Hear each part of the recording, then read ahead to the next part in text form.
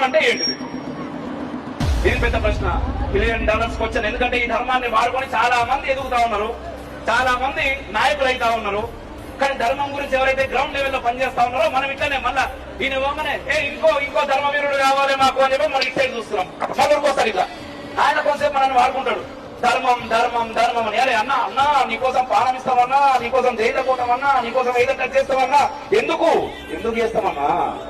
నువ్వు నిలబడితే ధర్మం బాగుంటది అనుకుంటాం కాబట్టి ధర్మం కోసం నీకు చేస్తామన్నా. మా లోపల అంత శక్తి లేదన్నా, మా లోపల నీ అంత శక్తి లేదు. నీకు శక్తి ఉన్నది అనుకుంటున్నాం కాబట్టి, నువ్వు నిలబడితే ధర్మం నిలబడుతుంది అనుకుంటున్నాం కాబట్టి నీకు సపోర్ట్ చేస్తున్నాం. కానీ నువ్వేం చేస్తున్నావు అన్నా? మమ్మల్ని వాడుకుని వదిలేస్తున్నావు అన్నా. మన లోపల శక్తి లేదు అనుకోకూడదు, మన లోపల శక్తి ఉన్నది. ఆ శక్తి బయటకు వస్తలేదు, బయటకు రావాలి. ఎప్పుడు వస్తుందన్నా బయటకు? సంఘటితమైతే వస్తుంది. హిందువులందరూ కూడా సంఘటితమైతే ఆ శక్తి